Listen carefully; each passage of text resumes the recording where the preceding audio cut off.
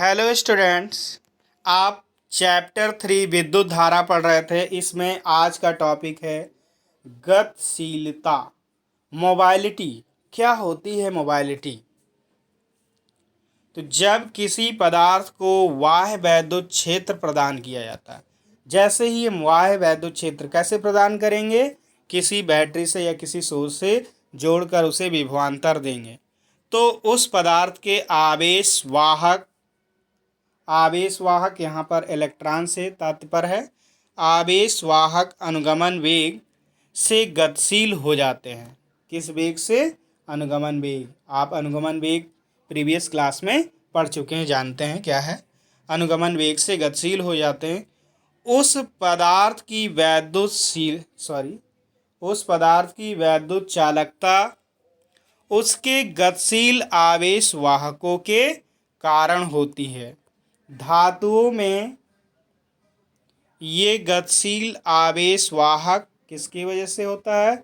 मुक्त इलेक्ट्रॉन होते हैं, क्योंकि धन आयन जो है क्रिस्टल जालक में स्थिर होते हैं, वो गति नहीं कर सकते हैं। आयनित गैसों में, अगर गैस में बात करें तो वहाँ दोनों होंगे। गैसों में गतिशील आवेश इलेक्ट्रॉन और धन आयन हैं। वैद्युत अपघट्य इलेक्ट्रोलाइट में गतिशील यहाँ भी धन और ऋणायन हैं। अर्धचालकों में चालन आंशिक रूप से इलेक्ट्रॉनों के कारण और आंशिक रूप से इलेक्ट्रॉन रिक्तियों कोटर के कारण, अर्थात धन आवेश। कैसे हैं ये? जो कोटर होते हैं धन आवेश के तरह व्यवहार करते हैं। ये जब आप लास्ट चैप्टर पढ़ेंगे तो वहाँ पर डिस्कस की जाएगी कि कोटर क्या है।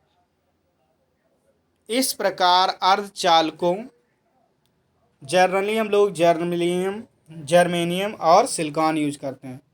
तो अर्धचालकों में गतिशील आवेश वाहक इलेक्ट्रॉन व कोटर हैं। जैसे जैसे पदार्थ पर आरोपित वैद्युत क्षेत्र का मान, मेन चीज़ ये है, हम अब वहाँ पे पहुँचने वाले हैं मोबाइलिटी पर।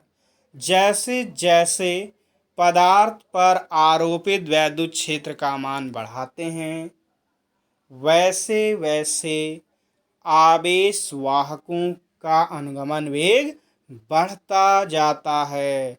अर्थात क्या है? जो इलेक्ट्रॉनों का या आवेश वाहकों का अनुगमन वेग वैद्युत क्षेत्र पर निर्भर करता है। अतः ये अनुगमन वेग जो है वैद्युत क्षेत्र के समानुपाती होता है। यदि पदार्थ को प्रदान किया गया वैद्युत क्षेत्र E और आवेश वाहक का अनुगमन वेग BD हो, तो क्या हो जाएगा? BD is directly proportional to E। अब आप ये जानते हैं कि अगर हम प्रोपोर्शनलिटी साइन हटाते हैं तो एक कांस्टेंट आता है, और यहाँ ये कांस्टेंट क्या आ गया? म्यू। और इस म्यू को ही आवेशों की गतिशीलता कहते हैं, मोबाइलिटी ऑफ चार्ज कैरियर। तो म्यू यहाँ से क्या हो गया बेटा? ट्रांसपोज करेंगे, पक्षांतर करेंगे, तो आपका आ गया म्यू इक्वल्स टू BD/E। तो BD क्या है? अनुगमन वेग, और E वैद्युत क्षेत्र। तो यहाँ से हम ये भी कह सकते हैं कि आवेश वाहकों के अनुगमन वेग तथा वैद्युत क्षेत्र के अनुपात को आवेश वाहकों की गतिशीलता कहते हैं। अतः यहाँ पर देखो परिभाषित किया जा सकता है, किसी आवेश वाहक की गतिशीलता वह अनुगमन वेग है जो उसके द्वारा। अब यहाँ पर ये डेफिनेशन कैसे दी गई? E की वैल्यू आप 1 ले लो, 1 जैसे लोगे म्यू इक्वल्स टू VD।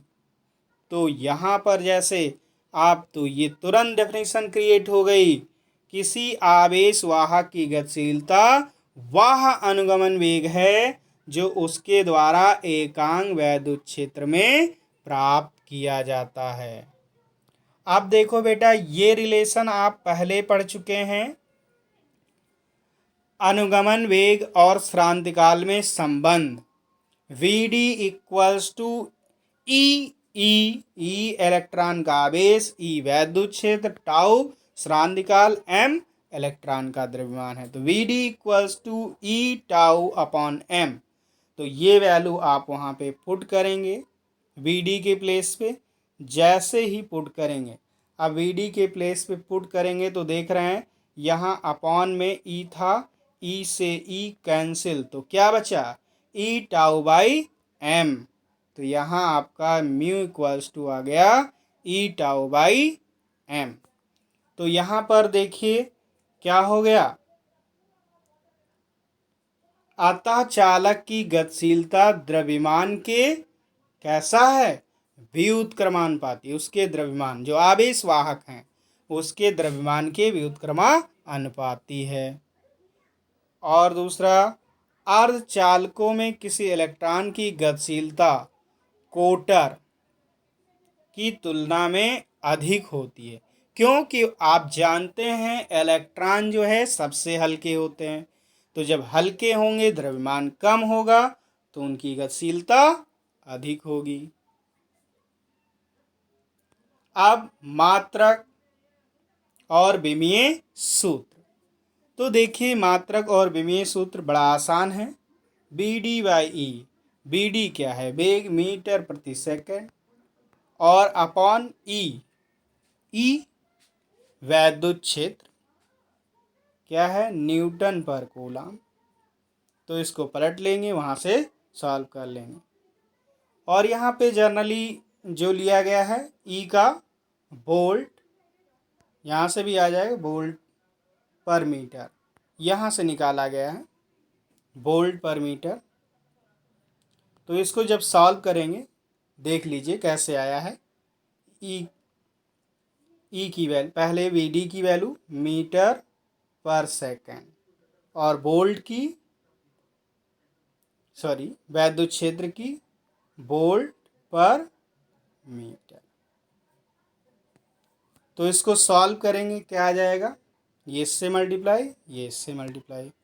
तो यहाँ पर सॉल्व होकर आ गया आपका मीटर स्क्वायर, मीटर की पावर 2, वोल्ट -1, सेकेंड -1। जबकि व्यवहारिक मात्रक सेंटीमीटर स्क्वायर, वोल्ट -1 और सेकेंड -1 होता है। और इसका विमीय सूत्र निकाल कर देखिएगा आप लोग कैसे आएगा। यहाँ पर है m-1 L0 T2a होता है। m-1, ये इसको ऐसे भी लिख सकते हैं, m-1 T2a होता है इसका विमीय सूत्र। तो ये टॉपिक आप अच्छे से तैयार करेंगे और इससे रिलेटेड न्यूमेरिकल भी लगाने का आप प्रयास करेंगे। वीडियो को लाइक ज़रूर कीजिएगा।